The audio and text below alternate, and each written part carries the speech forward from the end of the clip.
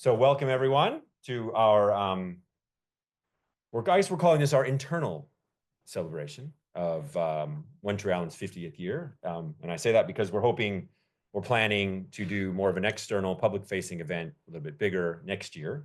And in doing my research for my presentation, it did become clear that equally often you see reference to Sydney Uni taking possession in 74 as you do 75. So I think we're on solid grounds to be having our 50th year spread over a kind of a messy year and a half, I'd say, is what we've been doing, right? So that's the plan now. So our agenda, as you would have seen, I suppose that in shaping this, we wanted to start by trying to give a bit of history about some stuff that, I know a lot about the station, but I learned a bit more in doing a bit of the research.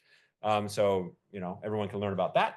And then we're going to hear a couple of perspectives from about science and the humanities. I'll come back to that later. And then we'll have a bit of a panel discussion just to, hear some insight from, I suppose, our, Tristan doesn't mind me calling them an early career, but early to mid-career researchers, on the future, I suppose, of One Tree. That was kind of the idea with the panel discussion.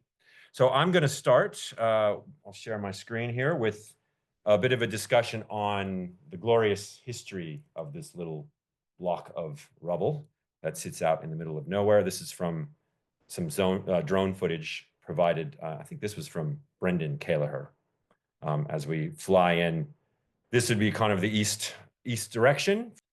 Who's been to One Tree in this room? Is this pretty stacked? Okay, preaching to the converted. Right, so this is for those of you who haven't. I will show another map later, but this is sort of approaching almost due east. This is where the sun rises in the morning into this lovely little spot that we call the gutter because there's very high flow. You can see it's a bit of a low point in the reef, and that's the station in the background. Okay, so I'd like to start, obviously, by paying my respects to the traditional owners, not only of the land upon which the university is based and where we sit today, the Gadigal people, but especially, of course, the traditional owners of the sea country on which One Tree Island sits, which are the Gurung, the Goreng, the Bali, and the Tirablang peoples.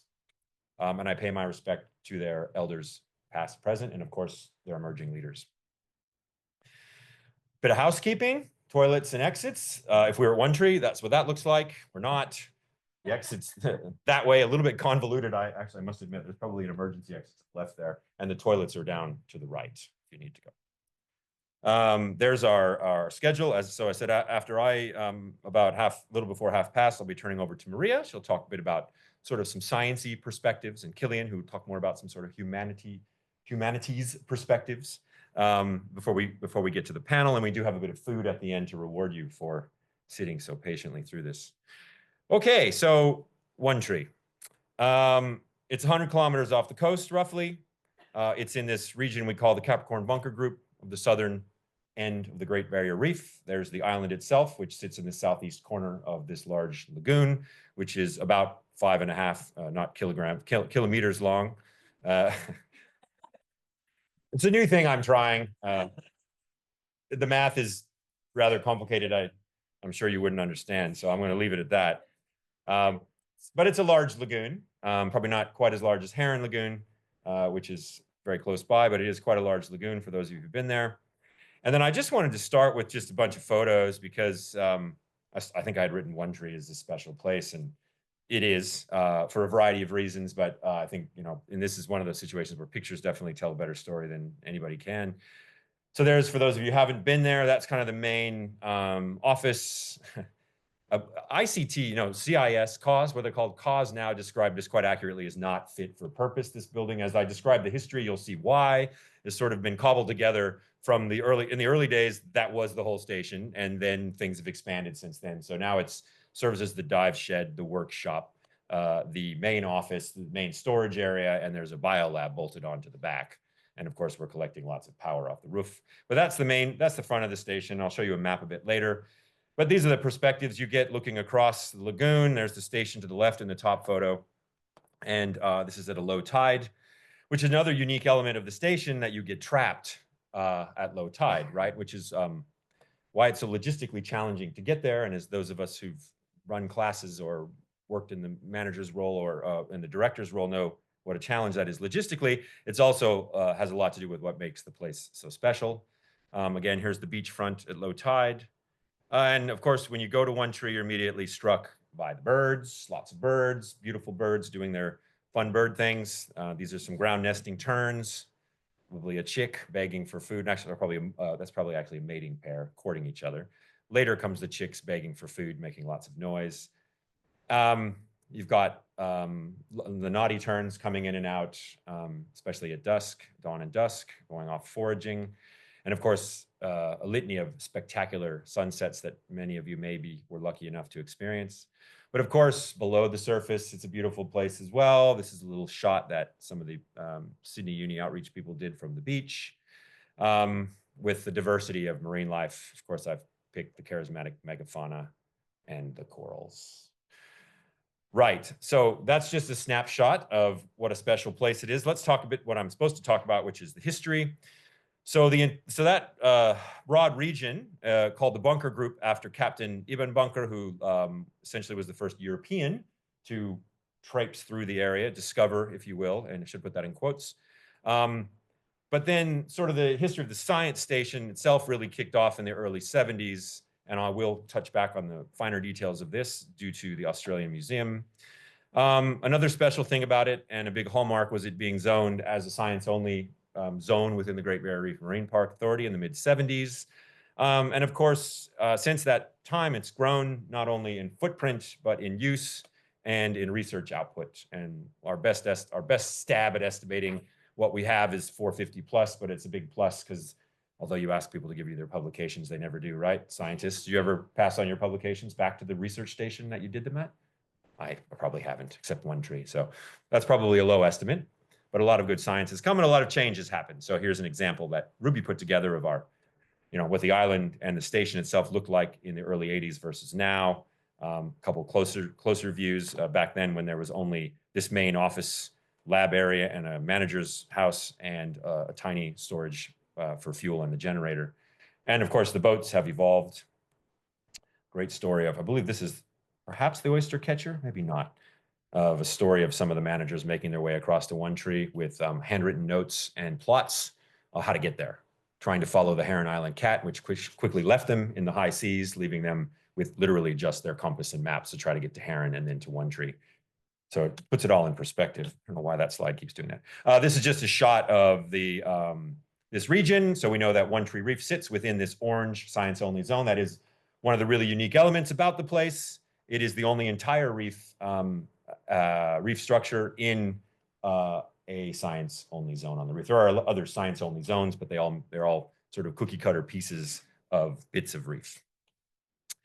All right, so these few slides just on some interesting milestones for the reef. So, why is it called One Tree? You've been there. It's clearly way more than one tree, right? To borrow a Douglas Adams line, the increasingly inaccurately named One Tree Island, as there are more and more trees every year. But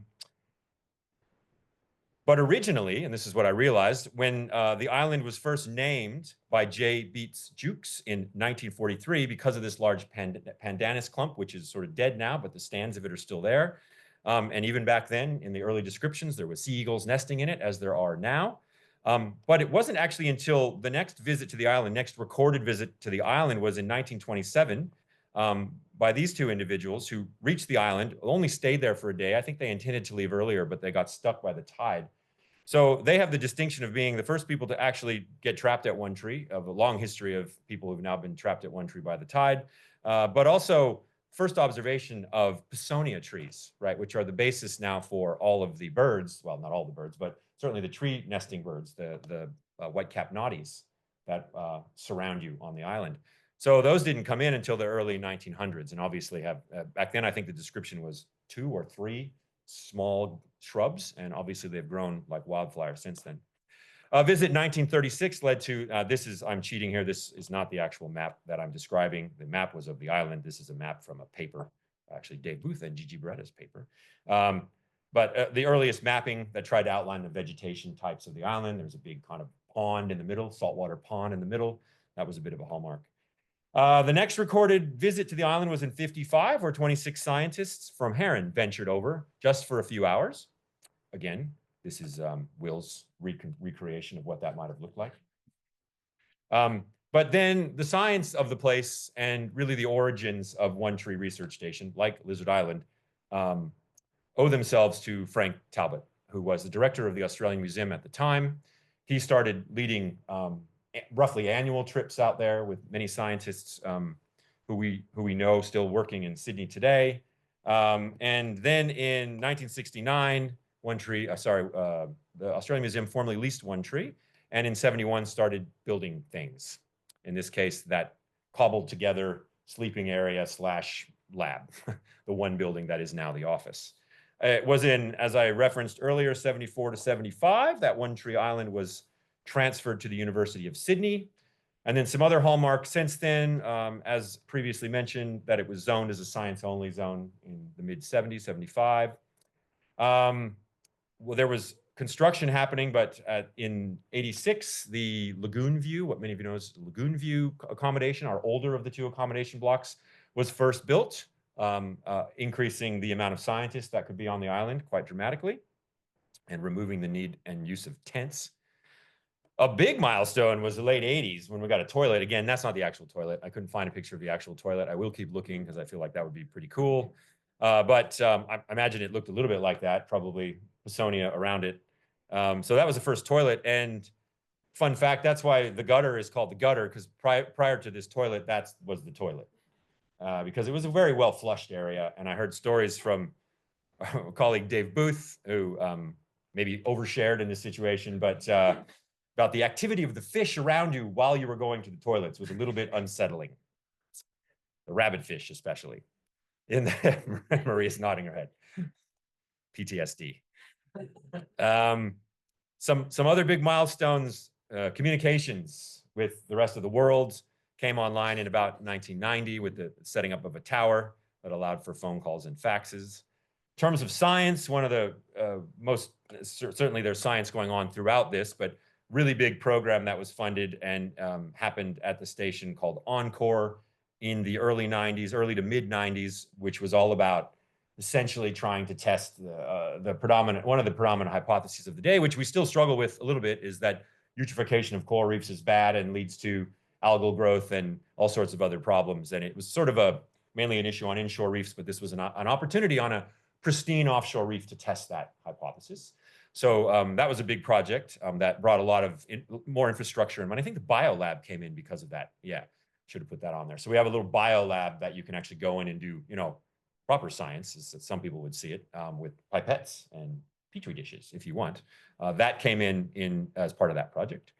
Another big milestone was essentially getting better and more reliable power by building of a fuel store and a much larger generator.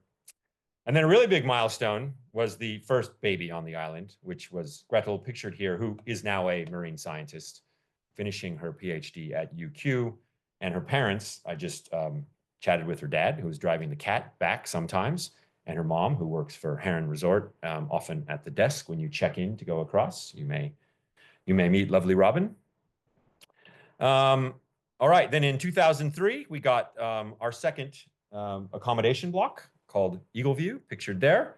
And then over the last few years, and I know these better because this was under my tenure, so not to say nothing exciting happened from 2003 to 2018, but at some point we got internet. I can't figure out when we got internet. Do you know when we got internet?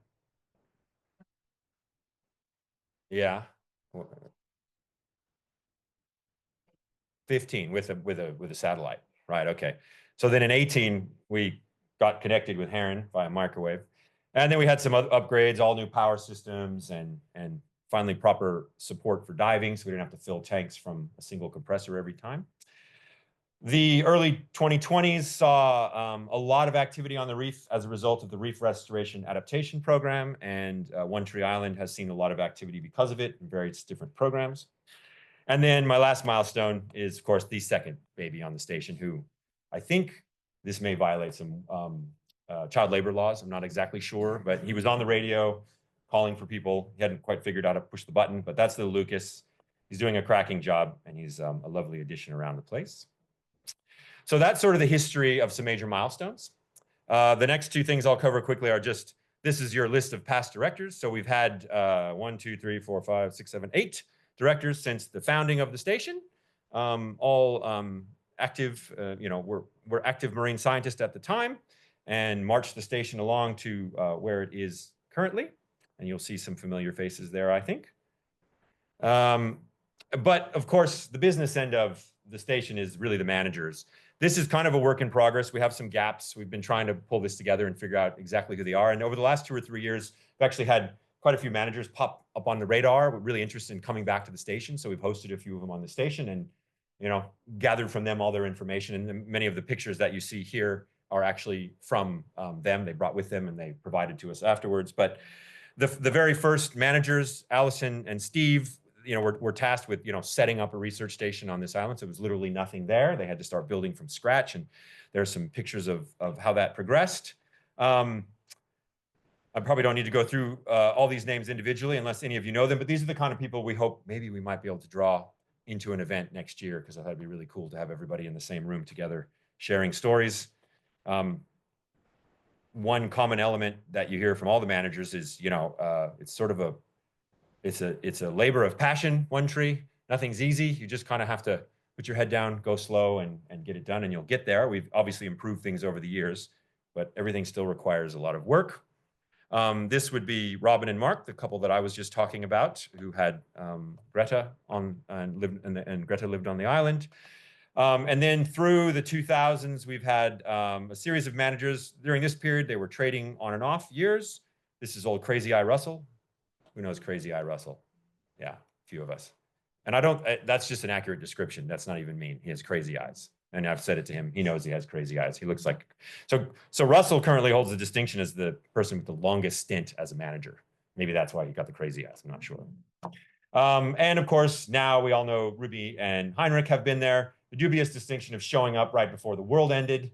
So their first couple years at One Tree were quite quiet. They did a lot of coral bleaching surveys for us to fill the downtime, since very few researchers were actually allowed out there, and we could only have one person per room. But obviously since then, since about 2022, it's been going gangbusters, and they've been run off their feet, not only because of little baby Lucas, but with all of us annoying researchers constantly needing attention. Probably actually quite a lot like Lucas, I would imagine. Right, so this is what the place looks like now. And I suppose, it's been host to a lot of research, which Maria will touch on, scratch the bare surface of over the years. But I should also highlight that these are obviously cherry-picked from my own stuff. There would be Bella holding up her prize for the day. But also teaching, right? It's a really important place for Sydney Uni for teaching. And so there's a lot of classes we take out there, both undergraduate and graduate level. And of course, every single one of them talks about what a life-changing experience that was, despite all the crazy things that go wrong and the horrible hours they have to keep. Okay, so with that, next we're going to have Maria. So Maria is a professor in the School of Life and Environmental Sciences. I'm just taking stabs at people's descriptions. I didn't really do a good job of collecting CVs, but Maria would be, expertise in marine invertebrates and climate change, and notably as a former director of the station. She was the director through most of my formative period when I learned about the station. So I'll turn it over to you. I'm just going to leave this one open in the background. Good afternoon, thanks for coming. Now, I was tasked with the job of highlights of research. Obviously, in the short time that I have, I can't cover all the great research that's been done from all different universities and even up to the people that are working today. So apologies in advance. Some of it will be a little bit more of mine and some of my own personal recollections, but I think that's interesting as well, because I've been going to One Tree for quite some time now. But anyway, so I was director, as Will said, for about 11 years, and then after deputy director. And before I go further, I would also acknowledge the country. I acknowledge the continuing sea country management custodianship of the Great Barrier Reef by Aboriginal and Torres Strait Islander traditional owners, whose rich cultures, heritage values, enduring connections, and shared efforts protect the reef for future generations. So, recapping a little bit for what Will just said, I arrived just as we managed to get a major infrastructure grant for island research stations in 2022. This was a massive shot in the arm, and a big lot of money for one tree. So this is what the building program looked like in 2005. The pictures that Will just showed, all this bulldozed rubble is now covered in trees, but that was the Eagle View, which is new, the aquarium, which was new, the refurbished of this was all new. So it was a really good. And the other thing we did, I had permission to build a second accommodation, but decided a boat was better. So so with the money that I was given a DA to build a boat, to build a house, accommodation block, I built a boat instead. So this was exciting times running an offshore building project. And here is a pan view of the aquarium, which I'm particularly proud of. At that time we were having dual circulation, but it's proved to be a very, very successful research for a facility for a lot of people, including some in this room. So I also would like to put a shout out to my very first, middle, and last set of managers, but the managers that I worked with when I first got there were Pam and Conrad Beinson, absolutely amazing people. And then Jenny and Russell took over. So they were really terrific during the building program. They really put out a lot of work into designing the boat and various other things. They really, as Will says, their heart is in the One Tree Island place. And of course, Ruby and Heinrich, hi guys, who are our current managers now, which are absolute treasures. I have to put this up. This was the most important infrastructure. And I really don't think, actually the story of the One Tree Island toilet block is really quite extraordinary, but that's a talk for another day. But we got into a very famous book called The Loo with a View. So, and this is Anna Villa-Concerto, who's now the deputy director, took over as director from me with two of the managers at the time, Ashley and Paul, outside the Loo with a View. But One Tree Island Research Station is access to a perfect natural laboratory. The lagoon is quite extraordinary, and our research in One Tree's based at the University of Sydney is we've got integrated marine science, we've got geology, biology, ecology, and colleagues from all over the world that come to work with us, which is amazing. So I'll talk a little bit about geology first. And this is one slide that Anna gave me. And I just want to point out, and I'm going to be talking about this in a moment, and I'll point out to Tristan, who's the expert. On this work was the geology group do sediment dynamics, reef evolution, deep reef time, and climate change futures. And this spur and groove facility, this is the windward side, so it's really hard to have a calm day to go out there, but occasionally they did, and they've got some pretty stunning measurements from the spur and groove. So this is Anna and Dan.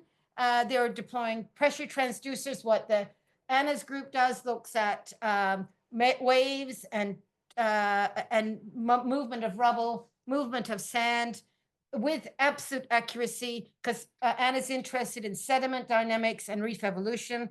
And her buckets are the lagoons. I'll show them in a minute, and how the lagoon fills in by sand, carbonate sands over thousands of years. And so she looks at bucket infilling, and then of course the foreroof, those are the spurs and grooves I just showed you, and then the reef flat islands and rubble. This is some work that we're doing now, and Anna's been doing quite a bit for a while. So the interesting thing about One Tree Reef and One Tree Island is that it is a rubble key. There's hardly anywhere else in the Great Barrier Reef that you can do research on a rubble key. And rubble keys are across the entire Indo-Pacific, usually in harsh places that you can't get to. The Maldives is one. There's actually just a few places where you can actually do this rubble work.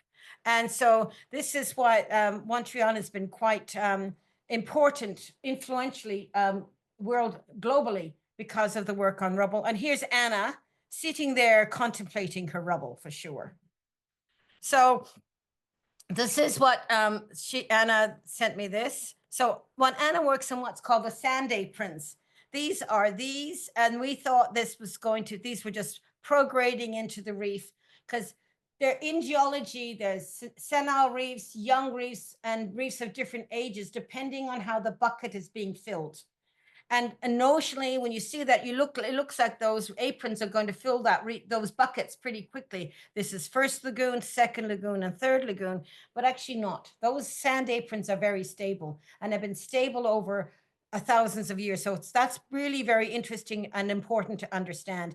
And of course, the foraminifers play an important role there, and I'll talk about that in a moment. And some of this work to understand the movement of those sand aprons has been by taking cores, down core through the sand apron. So that's Anna's work.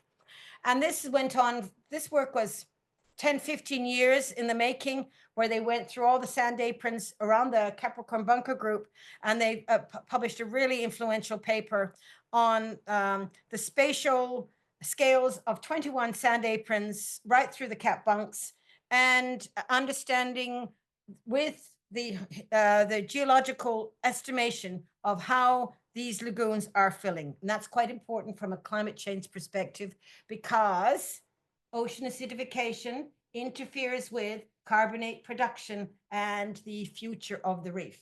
So we won't go there, but that's this is a really important baseline. And the spurs and grooves I've talked about in that first slide, there they are. You really have to be brave to dive in there. You need a really good day. But anyway, we've got this work was done by Anna with Steph and Tristan, and they've done this wonderful modeling, which I don't understand, but Tristan can explain it all. And Lachlan, I don't think Lucky is here, unfortunately, but Lucky's just published a fantastic paper on this spur and groove system. So that's been really another difficult habitat to work in, and they've managed to do this at One Tree Reef. Some work on the Caribbean as well, but not so much on the GBR. Now, Jody Webster is another person that works on One Tree Reef, and he's done a lot of drilling. He does IODP, but he dragged this drilling rig, not for oil exploration. He dragged it to get this fossil core. And this was pretty amazing. This is Casey Sanborn's PhD. And they, using this core, this fossil core, they could, when did the Great Barrier Reef emerge? How old is the Great Barrier Reef? What is the life and times of the reef? Because past times, they had turbid reefs, they had good times and bad times. And it's actually really interesting to see how the reef came and went over thousands of years in the context of climate change. And that's really important as a teaching tool as well. You can actually sit down with a microscope and go along that core, and you can see the different corals through time. It's really, it's quite an extraordinary resource. So we've talked a lot about physical impacts, you know, the waves on coming the front of One Tree. Well, we had a massive physical impact with a Cyclone Hamish in 2009. And as it turned out, we were on One Tree in February 2009, right before the cyclone. And then we managed to then obviously went up right after the cyclone to see what was going on. It was ground zero for One Tree. There's One Tree here. The eye of the storm was about 80 kilometers east of One Tree. So it was really unusual at that time for a cyclone to come all the way down to the southern GBR, although it happened last year and it went on to New Zealand. But this was quite the first time we'd had such a big cyclone in the Cap Bunks for many years. And this little clump became Two Tree again. Now I'll see all the rubble. All that rubble was dislodged. So Anna and his group were looking at the movement of the rubble, and we looked at, with Mike, with his long-term station, the impacts on the corals. So this is what the corals looked like in 2008. And what happens when you get a cyclone smashing into the reef, it dislodges those blocks of coral that act as bowling balls, smashing all that. So that's what it looked like in 2010 after the cyclone. And here you go in 2017, looking great. So the lesson is, global warming, there's no lines in the water, the whole reef can be affected, but cyclones can be very targeted in their impact. So what's next with respect to all this modeling of wave and climate? This is the work we're doing now, which is the future of the GBR. And the project is called Great Barrier Reef in 2100. It's a big international effort with a big team. And I'll leave that for Anna to talk about when she's back. So I'll leave that there. And now I'll go on to the biology. I hope I'm still tracking okay for time. So The biology and ecology of coral reefs, a lot of work has been done on One Tree. And we talk about One Tree as a good place to work, but some of the most fundamental work on coral reef ecology and biology has been done at One Tree Reef, opened up lots of doors across the world. And one of the most important people was Tristan Sales. He is probably the most highly cited fish larval ecologist and one of the highest cited fish ecologists in the world. He was, as Will said, he was director of One Tree Island, and he established an enormous record of excellence in research at One Tree Island on larval fish, and started a whole suite of research, which then was carried on by this character. He's a bit skinnier there, Mike Kingsford. This is a picture from 1995, and here's a picture from 2015. And he's still working on One Tree after nearly a 40-year record. So his work is on the biology and sensory ecology of fishes, amongst other things. So essentially, I won't go into all these details. Essentially, where do the baby fish come from? How do they find home? And how do they get from A to B? Is oceanography, are they just passive drifters? And some fish are a lot younger than you think. And this is really quite important. So a lot of the fishes he works on, for instance, one of the models is this cardinal fish, and they only live for a year. So if anything goes wrong, they're really vulnerable to recruitment failure. But even these guys, they're only 120 days old maximum. And these are the sprats that feed everything. So understanding how young these balls of little tiny sprats, which feed birds and sharks and big fish, really important. And they're, so that's recent work. And I'll just do this. He sent me this morning. So how do baby fish navigate? Well, chemistry. And I won't go through any great details, but what's very cool, one of the reasons we've got the dual operation for the aquarium system is that we were getting water from the outside, from the outer reef, and the inside from the lagoon. And we could give these little baby fish water from Sykes Reef, from Westari Reef, from One Tree Reef, and from the and these little fish could smell home. They could actually discern where to go. So the chemistry, different reefs have chemistry. The one amazing thing is that magnetism. They actually navigate by the stars. Imagine that. A few little baby fish can actually find their way home by magnetism. Anyway, so there's lots of work there over 10 years. These little baby fish have a lot more sense than you think they have. So this I really love. I love to call this the pink experiment. Great Barrier Reef Marine Park Authority gave the Kingsford mob a permit to put barrels and barrels of pink tracer particles over the side of a ship as a means to map currents and figure out where the fish would go. And then they had these little containers all around the reef to collect the particles, which then they put through a flow cytometer to actually get the counts done.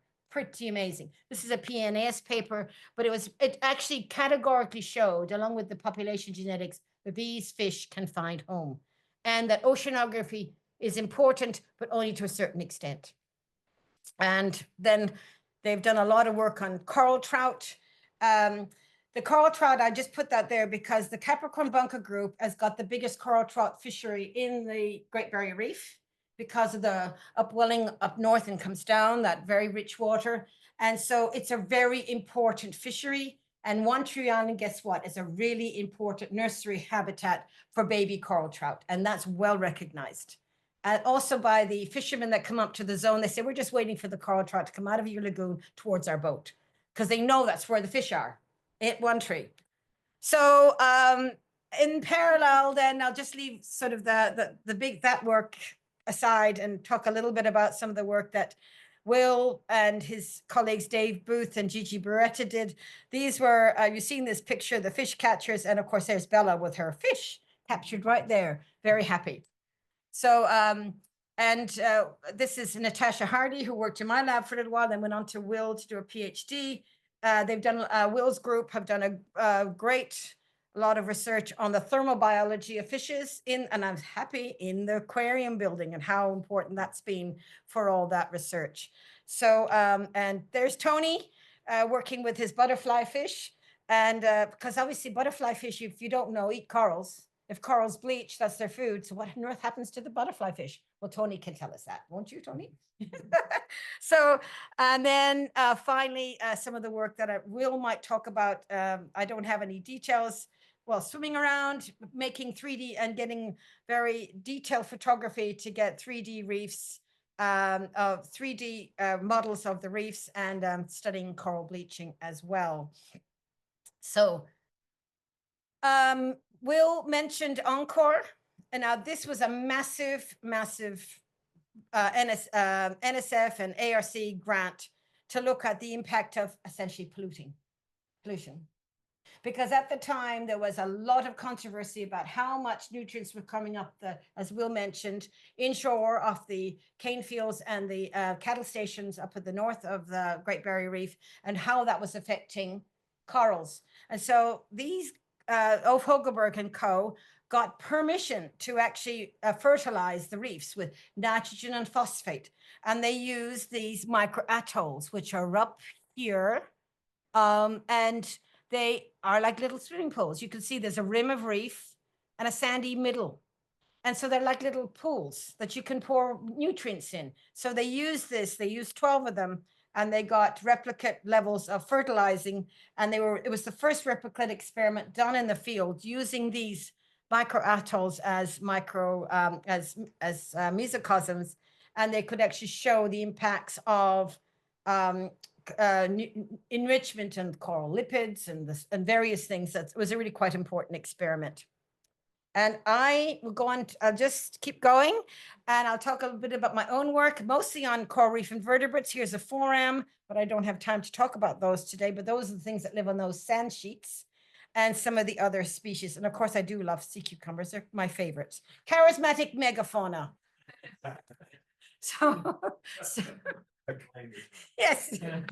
So I'm proud of Jessica Lee. She was my first postgrad student to work on One Tree, and she worked on sea cucumbers, and we put different densities of sea cucumbers in those 12 micro atolls and looked how they grew. And the sediments were so rich. The sea cucumbers grew so fast, some of them increased by 300%. That was a bit of a shock. We weren't expecting that. And this is Sven from Ames that we're working with on this. So that was a really cool experiment using the micro atolls. And then this is my first honor student that worked on One Tree. This is Captain Chiton, Sergio Barbosa. And he tracked these chitons with Brendan Kelleher, worked with these, and we looked at, and then he just would bring the chitons into the lab, and then, because they foraged at night, and then he would just collect their poop, which was with their sharp teeth, they're eroding the rock, and he was able to quantify how much rock they removed on a daily basis. So that was actually quite, first time that had been done. So that was quite good. And he got 2 papers out of his honors out of that. It's pretty good. Actually, he got 3. Anyway, I'll go on now to Beche de Mer sea cucumber species. Right. One Tree Island Lagoon is sea cucumber paradise. When I was there in 1989, I could not first visit. I couldn't believe it. I counted 32 species. And this is an unfished reef and hasn't been fished at least for 50 years. So this means this is an important unfished reference to investigate the biology and ecology of commercial species. These animals are being hammered on the Great Barrier Reef, and they are also in big trouble. So in 2013, we listed 16 of them on the red list.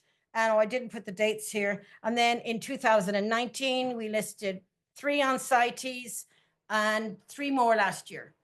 The trouble is there's so little known about their biology and ecology, but you need that information if we're going to protect them. So One Tree has been a really important place for us to actually get this really fundamental data for commercially vulnerable species. And I'll only just mention 2 examples. Here's Team Dragonfish, which was last year. This is with Steve Purcell and Ben, his student from SCU. And we worked on Stichopus monotuberculatus. This is a nocturnal animal. So the only way you can study this one is to be out all night. And One Tree Island is actually a safe place to be out all night. So we got some very fundamental work, which you wouldn't get anywhere else with respect to this species. And the other one is Team Curryfish. Now, everyone knows Herman because Kenny, who's driving the boat here, made a balmy video which had over 1 million views. So everyone says, is that one Herman? Yeah, that's Herman. So this is Kenny and Regina. And so we've done a lot of work, and Hampus as well, on this species, because this is heavily fished in the Capricorn bunker group. And I think now we have a fairly good handle on the biology and ecology of the species. Now we've done quite a lot. So very happy with this. And the thing that's really important is they're like the vacuums of the sea. I mean, how can you prove that something as big as a sea cucumber that eats grains of sand are ecologically important? Pretty hard. But what Kenny did was actually shows that's him collecting the sea cucumber poos and the sand, and there's their poos here. And you can show that these animals are quite ecologically important, to the point where we end up getting this. Now, this is a bit overstated. Sea cucumber poo to save the barrier reef. Great Barrier Reef, not quite, but we could. That was a wonderful headline, because I mean, then all of a sudden people are going to take sea cucumbers more seriously. It's pretty good.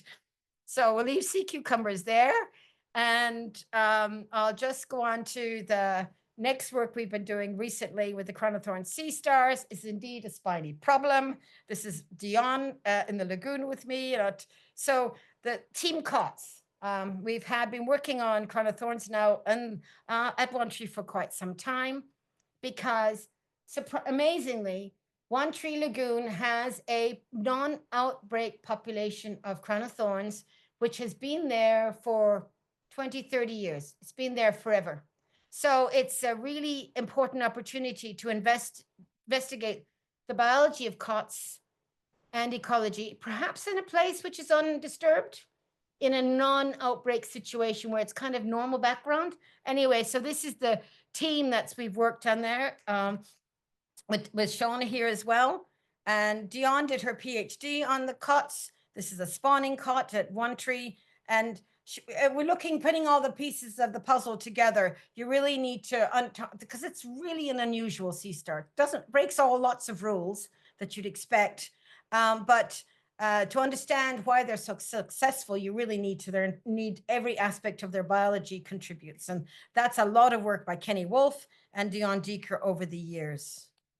They're correlating machines, some of the work that we're doing now with Shawna, and Will is doing some stuff on the feeding scars. This one, I saw that little plate 2 days ago. So we watched this big cod eat this table of cropra over about 2 years. Wasn't all that fast. And it's still there at One Tree, but now it's totally dead. So anyway, how am I going for time? Nearly done. So I'll just talk about T. Masterina. This is the one thing about One Tree Island, a rubble key. Rubble habitat has unique species. And so I spent a lot of time, this is Heather here, flipping rubble to find what's underneath. And of course, when you look at flipping off rubble, you'll find species that are not known to science. And this is Alan Dartnell, who's a sea star taxonomist, and the team. And we found this one. I have some in the lab now if anybody wants to have a look. And this one here, which is the one that just splits and makes more of itself, never grows up, never has a gonad, just takes over areas of the reef by asexual reproduction. But the nice thing about it is the one with the asexual reproduction is right here in front of the station, so I can have my coffee and just wander out and have a look at it. And this one here is just right over here. So there is just so many species, and we could still find, I'm sure, at One Tree. That's the type locality. So finally, I just have to end on a more sober note. Is that the climate change, the reef is a big reef disturbance. And we had a major summer bleaching at One Tree Reef and close to the entire GBR this year. This is a big team effort. Look at this. This was the degree heating rates based at the level of the coral from the loggers at One Tree. And this area, this is the bleaching alert. The darker, the more serious the bleaching. It was hot. It heated in January and stayed hot until April.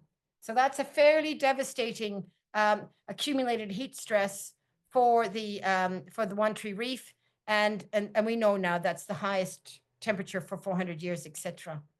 So I won't go into details here. We tracked the colonies, February, March, May, July, and October, and we're trying to figure out who has lived and who has died.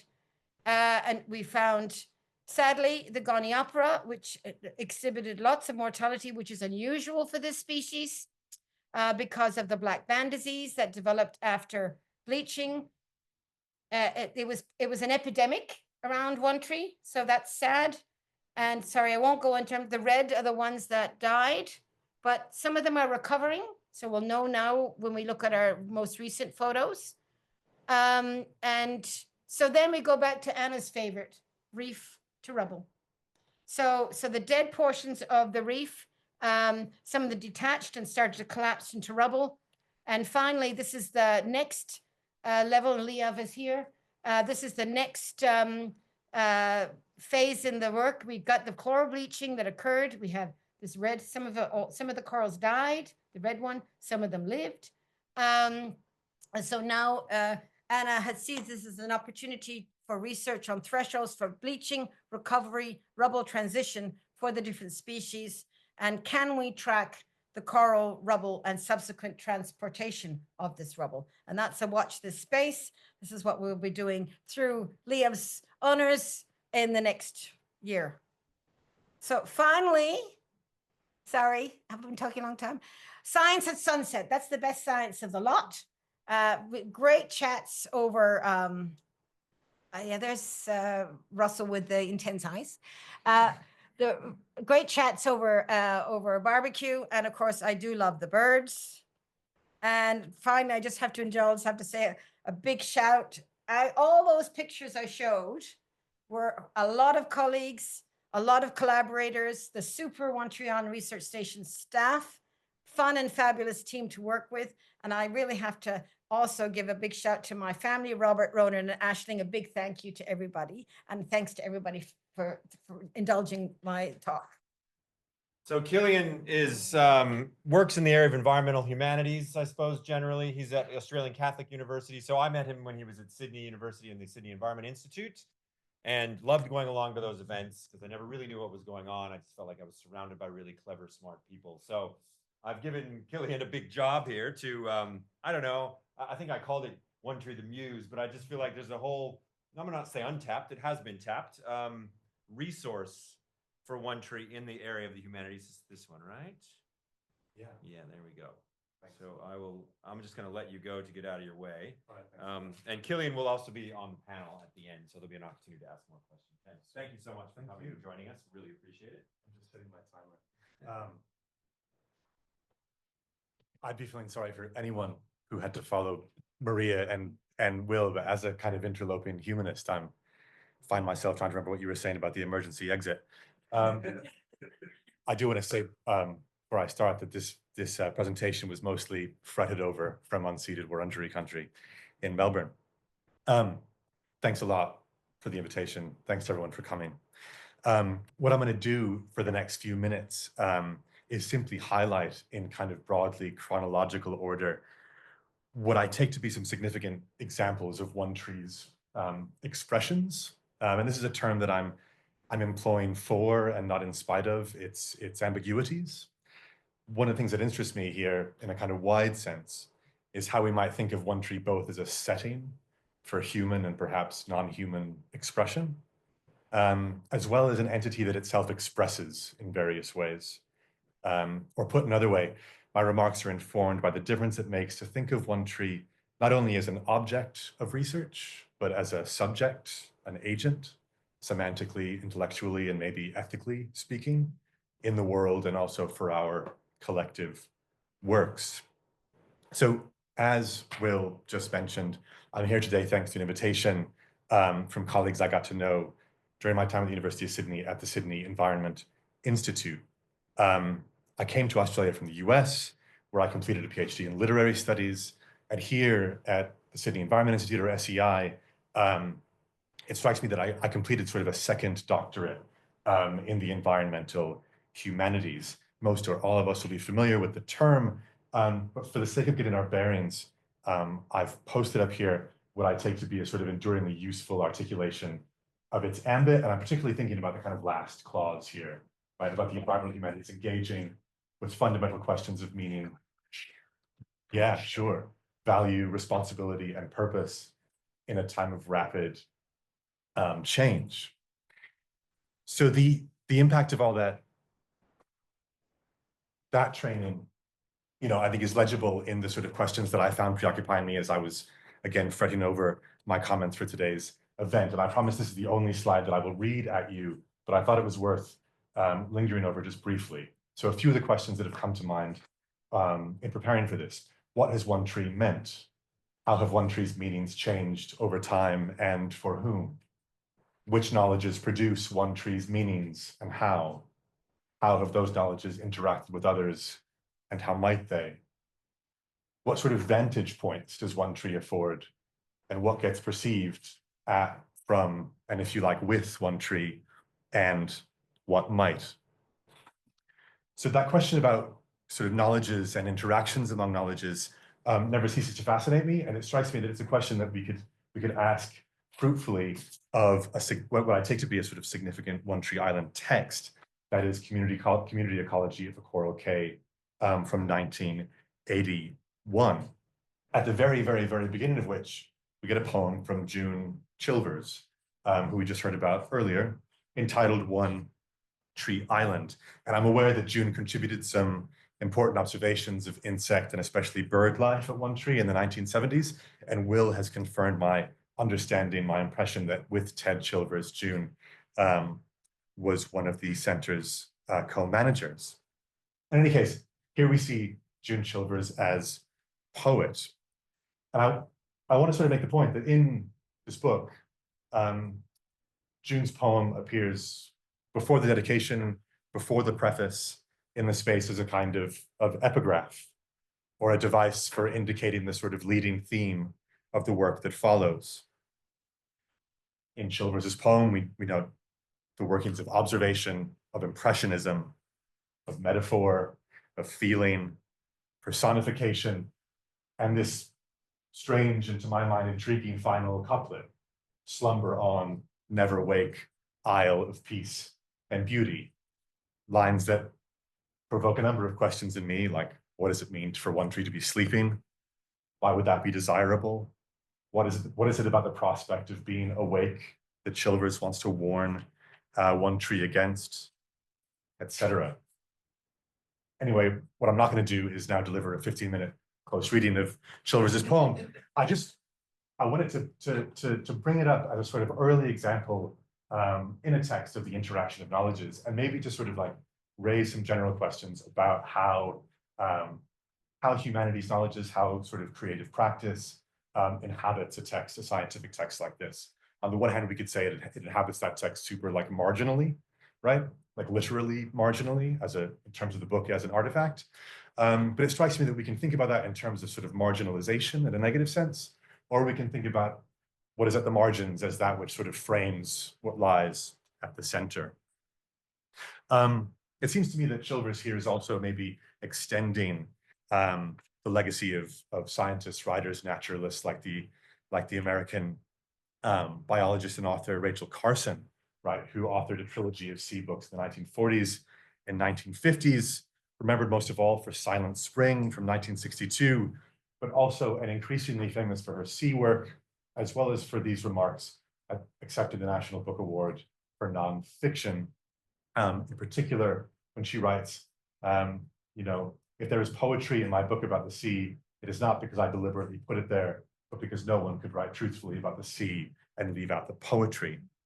And I take Carson's point not to be that like all of us scientists need to make sure to include more kind of lines of verse in our articles. I think the point is something more like the seas, that the planet's expressiveness is not controllable, or containable via a single kind of knowledge practice, right?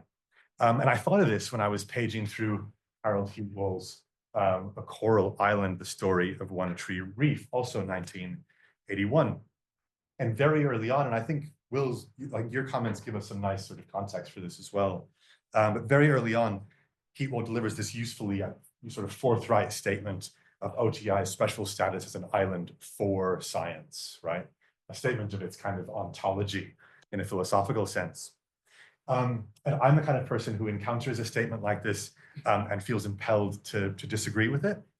But instead of like contradicting Heatwell, what I'm more interested in doing is thinking about how, you know, even in this sort of tiny excerpt that I'm sharing here, such a wide array of concepts, values, narratives, and experiences intermingle, right? Senses of beauty, richness, diversity, form, color, delight, bewilderment, narrative, hope, fear, futurity, and perhaps suggest the entanglement of scientific meanings with other ones, even in sort of expressly scientific texts.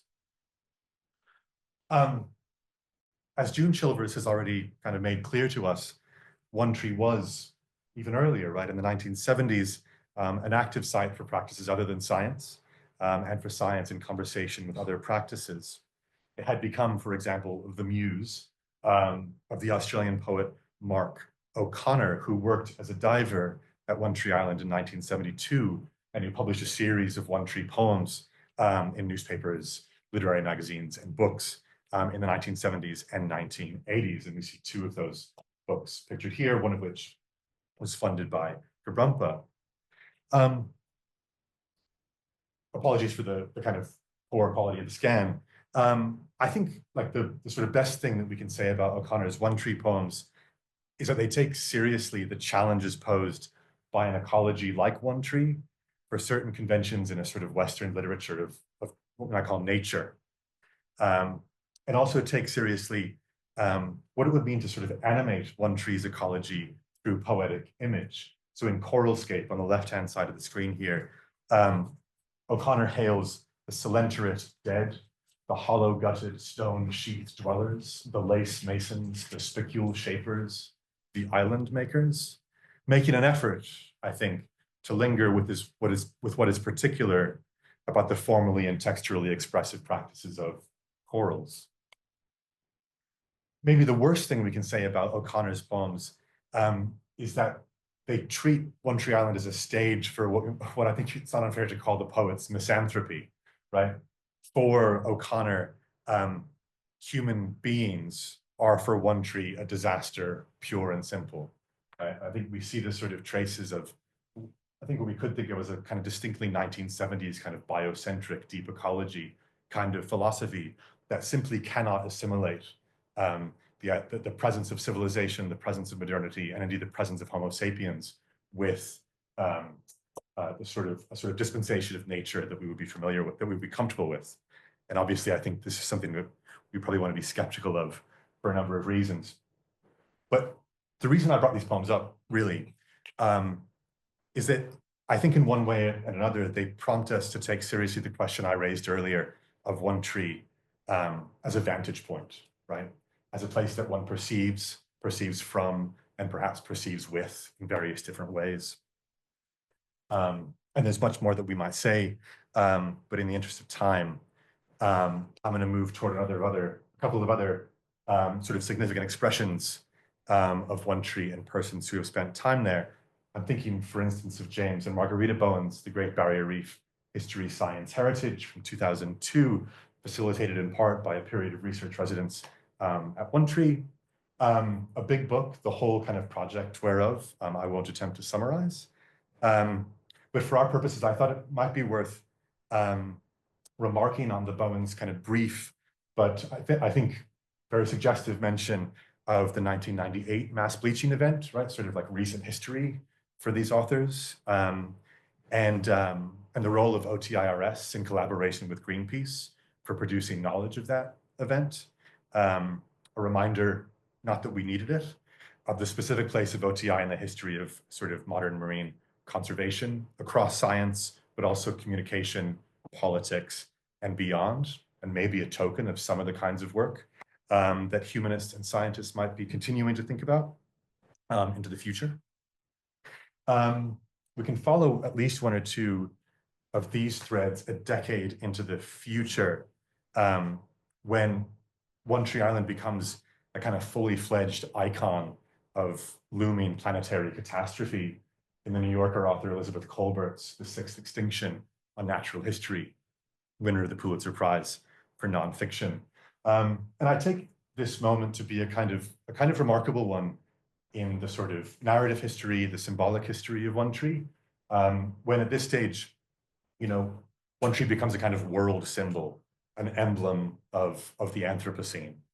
And in her chapter on One Tree, Dropping Acid, Kolbert weaves a kind of, you know, an account of her encounter with a sort of dreamlike undersea, intersecting with the kind of discombobulating awareness of what is happening and may be happening to coral reef ecologies at One Tree, the Great Barrier, and around the world. This kind of interesting portrait of a particular kind of scientific knowledge coming into being at the same time that its object is understood to be transforming.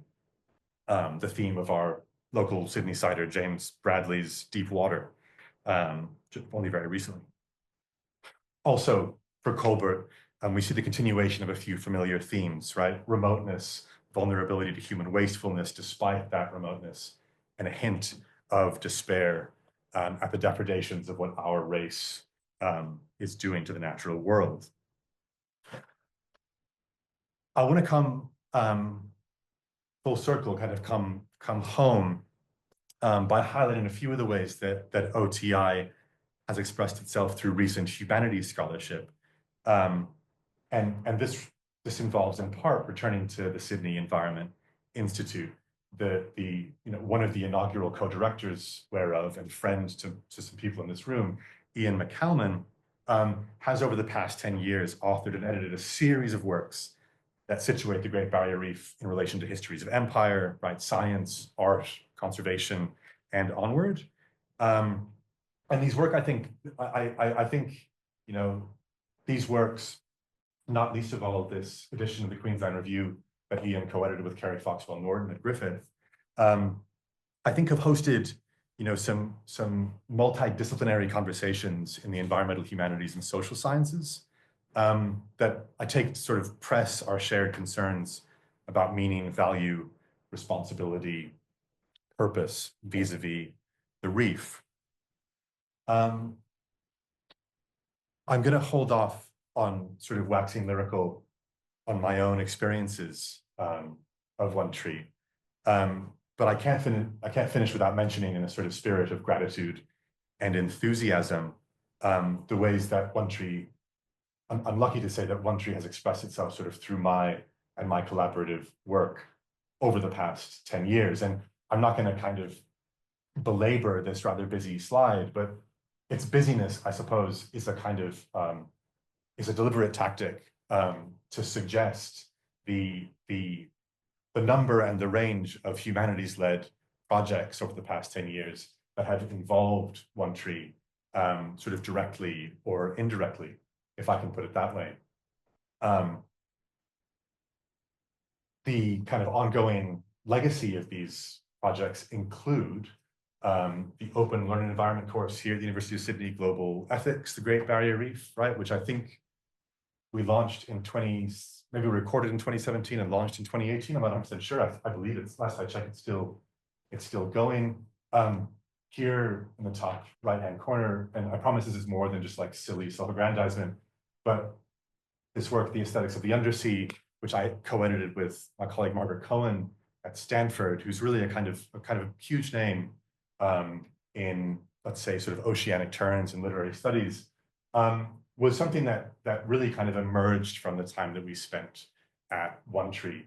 And so while One Tree only sort of gets a limited number of mentions in the book, I like to think of it as like something that truly sort of was impelled by our experience of the place in a way that structured the way that we went about attempting to sort of articulate a series of research questions with our several collaborators, excuse me. And I can talk more about other things later on if that's helpful. But yeah, so I mean, a text like this, The Aesthetics of the Undersea, you know, I suppose participates in what is, as some of you will know, a diverse, large, vigorous, and growing conversation in what we might call the oceanic, the marine, the blue humanities, right? And we can talk about a number of kind of like marine turns in humanities scholarship over the past sort of like 40 or 50 years. And up here, I've done sort of two things. I first just shared a very few sort of images. I had to shout out our colleague, Anne Elias from Art History at the University of Sydney, whose book Coral Empire has really had a big impact, as well as some very recent and imminently forthcoming works, which center Great Barrier Reef cultural histories, among other things. And I've also, thrown up a few questions that I take to be sort of defining part of the vanguard of the oceanic humanities in 2024. So first, thinking about, across literary studies, history, philosophy, geography, etc., thinking, reconceiving the human in ways that situate humanity, in sort of inextricable relation with the more than human. Also thinking in ways that I think that are maybe particularly fruitful for the Great Barrier Reef, of what the Indigenous literary critic and poet Peter Minter calls a transcultural eco-poetics, right? Thinking about Aboriginal knowledge practices in sort of super dynamic, sophisticated relation with other practices, such as some of the ones we've been talking about today. Not to mention, some of what I take to be the enormously fruitful opportunities for talking across disciplinary divides toward interesting, in some ways befuddling concepts like ocean and marine literacy, marine education, etc. So yeah, these are a few notions. I'd love to hear which, if any, that resonate with you, and thanks again, Will, and thanks everyone for giving me a little bit of your time. I really appreciate it.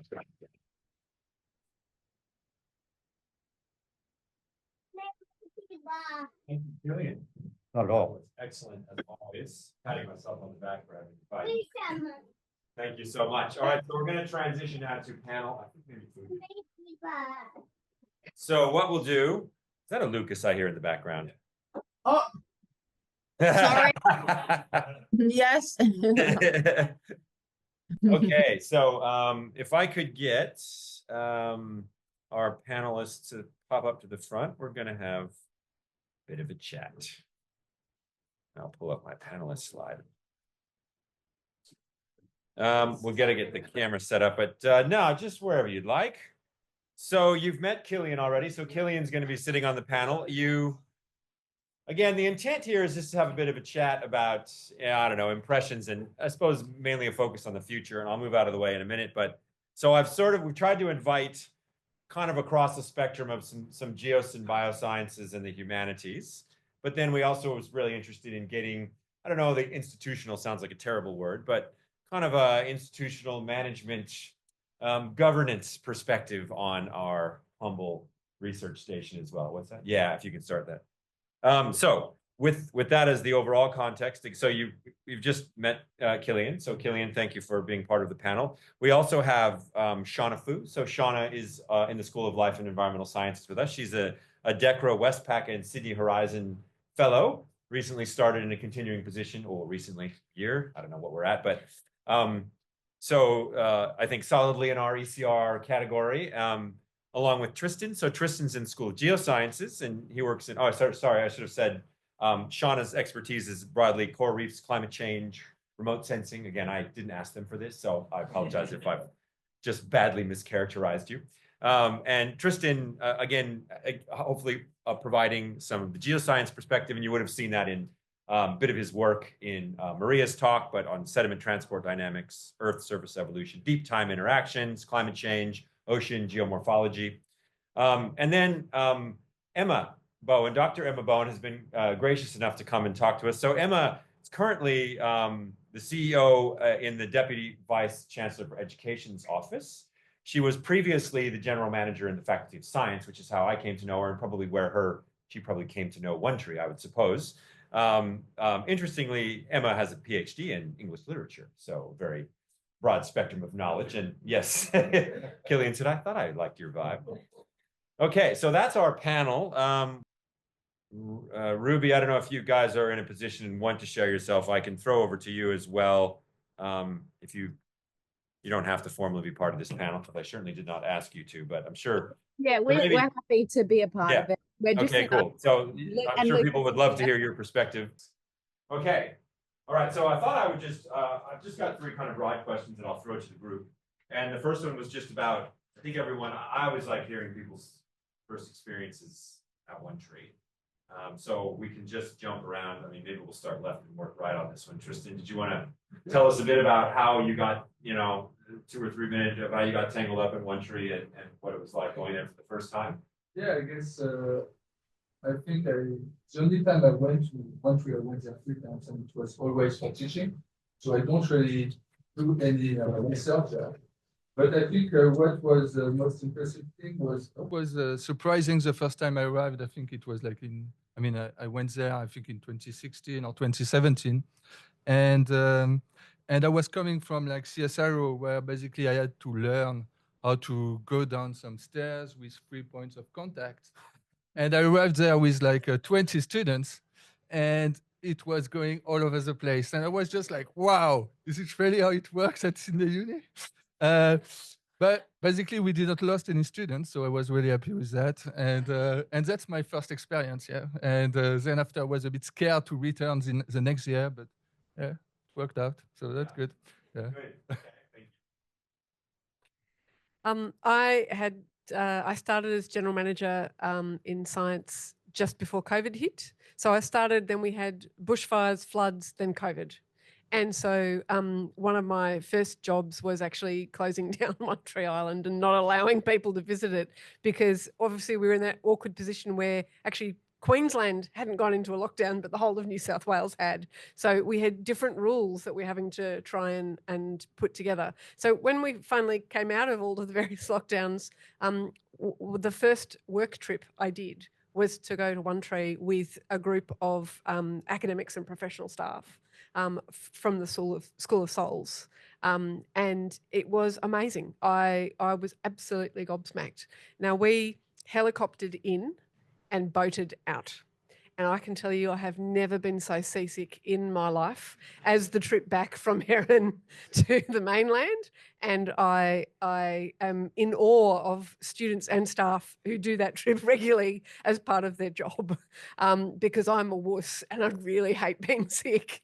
But I've been a general manager in science faculties in a number of universities. And one of the things I think is amazing for both undergraduate and postgraduate students is field work.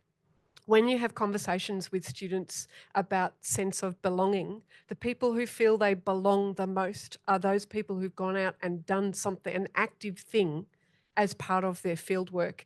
And if I could wave a magic wand, it would be to make sure that all students have fieldwork experiences, no matter what their degree is, and that when they go on fieldwork, they go with people from other degrees, so that you don't just, in the case of One Tree, take scientists, you take scientists plus some other people with humanities backgrounds or medical backgrounds or engineering backgrounds. And we find that when we send people to any location that the University of Sydney has with diverse backgrounds, they get a lot more from it.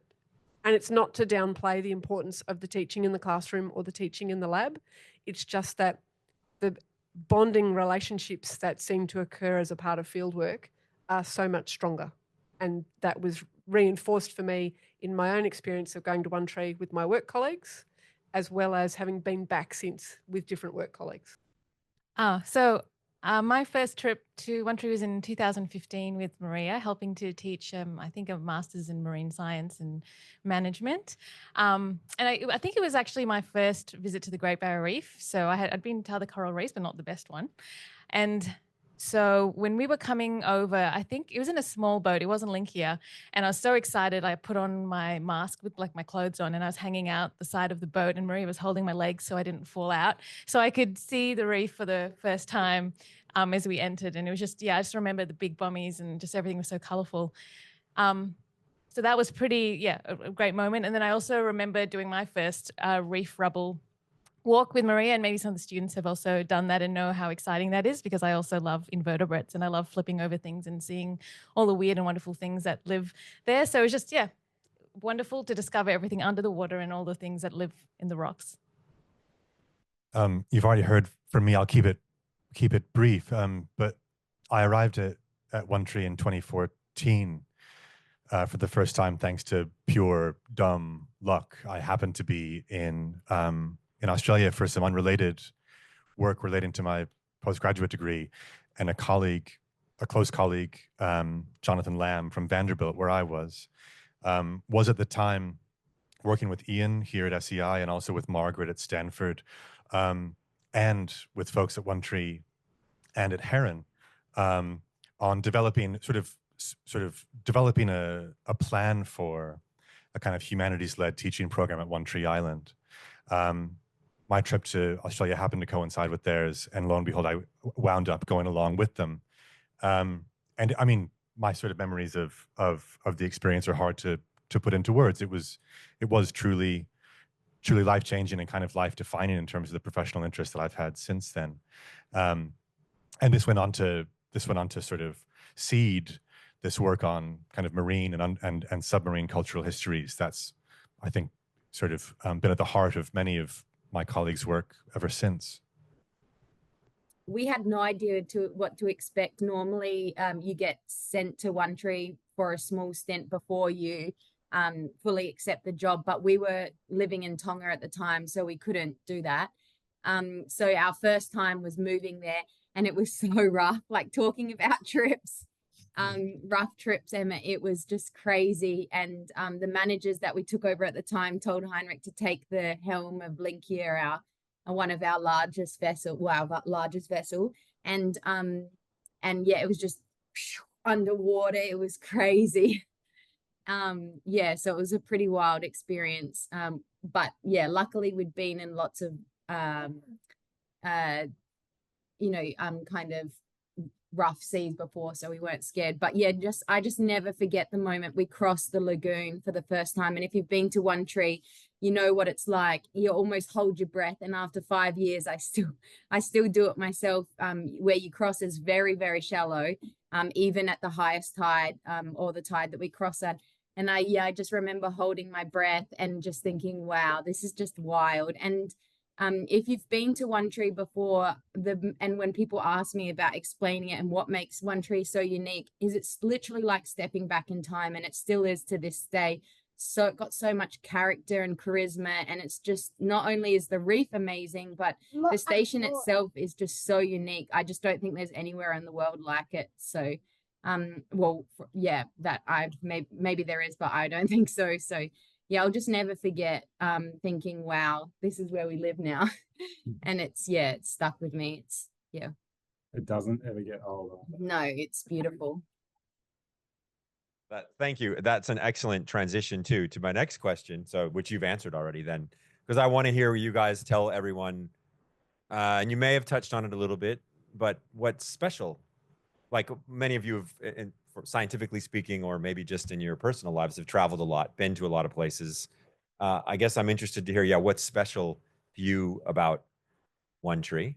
And for instance, for myself, I remember having a very powerful memory of just sort of my first time there. Very much, I think we had a pretty rough crossing. So it was the same thing. You get into the lagoon, there's a sense of and then quite quickly a whoa.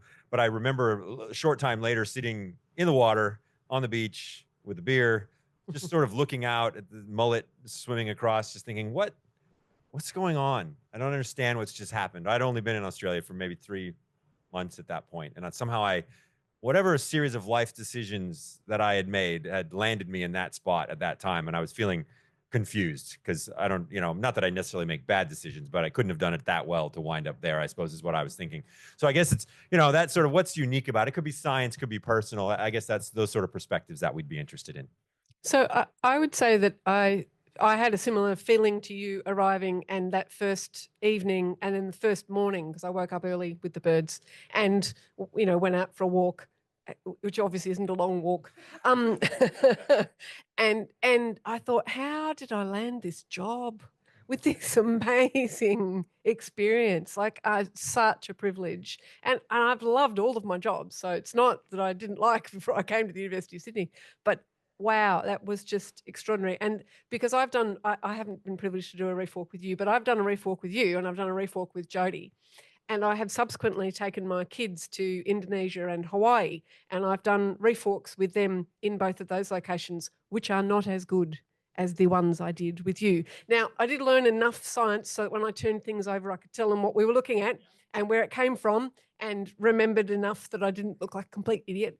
I did, however, when I was coming back off a reef in Indonesia, not really calculate the tides. I had to walk back over the bit, almost swimming, holding the camera.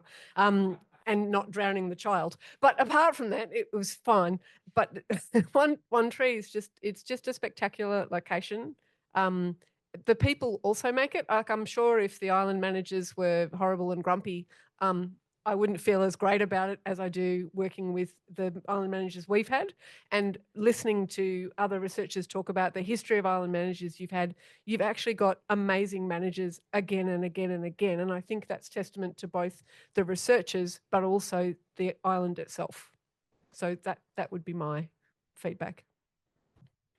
So what's special about One Tree? So lots of things. When you get there, the rubble floors in Lagoon View. We all love the bucket showers and the smell of the noddies and the noddy babies. But I think in a research context, let's talk some science. What's special, as Maria mentioned, the crown of thorns population. So that's what a lot of my work is on, because it's a stable population. So some of the work is, shown maybe over 20 or 30 years. It's the same number of crown of thorns cots that are there. Every time we go, we can see the same guys that are hanging out in the same spots. And that's really special because, crown of thorns is outbreaking in lots of places, and it's hard to find these stable, low density populations. And obviously this sea star is there for a reason. So it's a great place to study what their normal feeding behaviors are, what kind of factors are allowing it to not outbreak. And especially as there's a lot of culling programs that are happening, it's a really great place to understand, what are normal numbers of cots, and, how does that, keep the balance of cots and coral. So yeah, that's special for me. Yeah, I guess a couple of things come to mind. I echo what everyone has said about how truly wondrous the place is, underwater, topside, etc. It also strikes me, and I think this came out a little bit in my remarks, but it strikes me that for all of us interested in kind of environmental feeling, environmental sort of relationality, etc., that One Tree is I hesitate to say it's singular, but I think it's a pretty frigging special place to kind of feel the intersection of what we're talking about as a pristine place and a place that is clearly also like entangled, vulnerable, affected in relation, some of them sort of troubling relation. And I think for any student of the humanities, among other sort of disciplinary areas, right? Having this sort of an opportunity to contemplate in place that kind of an intersection is pretty extraordinary, frankly. I don't know if you want to say something. Yeah, so I guess what I will say is that what I think is making One Tree really special is the fact that, especially at Sydney Uni in terms of research, is the fact that there is so many scientists coming from different fields that are basically working at the same place. And it's not something that is usual. It's pretty special, and I think also it's where, by doing some cross-disciplinary works, we actually going to advance the science. We have to move from like working in silos on our own disciplines, and like what is exciting, what I think is the future of research is basically being able to interact with other peoples coming from different disciplines. And as you were mentioning, I think it starts not as a researcher, but also as a student. And I think students coming from different backgrounds, being able to go on the same place and interact with each other, I think it's a great opportunity that we've got from One Tree. Yeah. Thank you. Hey, Ruby and Heinrich, you guys have had the opportunity to visit lots of other well, certainly Great Barrier Reef stations. And I think you visited them all, haven't you? And you certainly know a lot of people who work at them, so you have a sense of what goes on there. I know, you know, you haven't maybe spent a lot of time at them, but I'm wondering from your perspective, you know, in that sort of context, what do you see, you know, unique elements of One Tree? I think like just from I guess a researcher's perspective and for us working here is the accessibility. You just don't get and the protection that we have. Like for example, we went to Lizard Island and it was so windy. It's a beautiful place, nothing against Lizard, and but it was so exposed. And you're thinking, oh, it would be hard for a researcher if you came out here and you needed to go to a specific area to you know research something in a boat.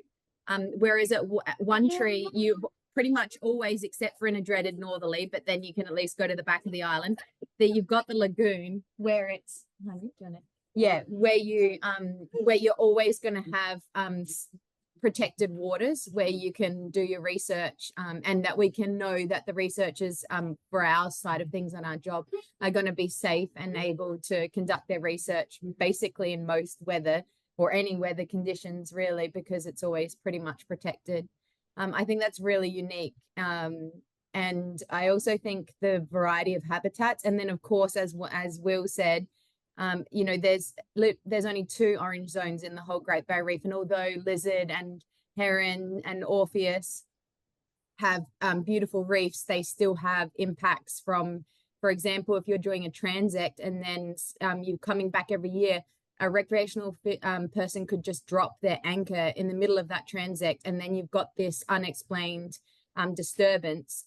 Whereas at One Tree, you're not going to get that. And I think that's an amazing thing that people have access to, researchers have access to. Great. Thank you. Okay, so my last scripted question before we can throw it open was, I want to get at the future, right? It's about the future. Where is this going?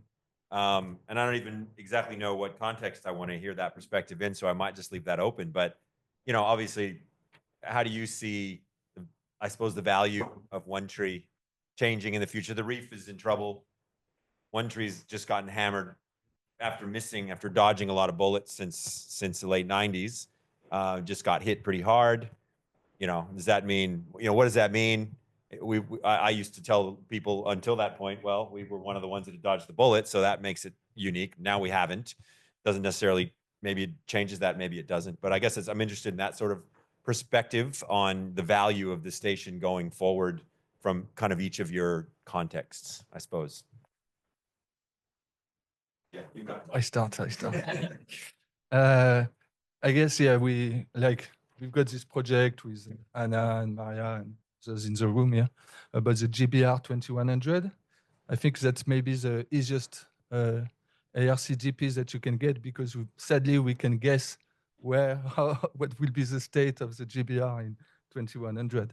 But I think like the idea, and I will basically talk about geology then, is like, if we think about like, you know, we talk about like looking at decadal changes or even centennial change, but if we go even at longer perspective, if we look over like millions or like tens of thousands of years or millions of years, when we looked at the evolution of the Great Barrier Reef and One Tree, it has been over time, the reef has died and then came back.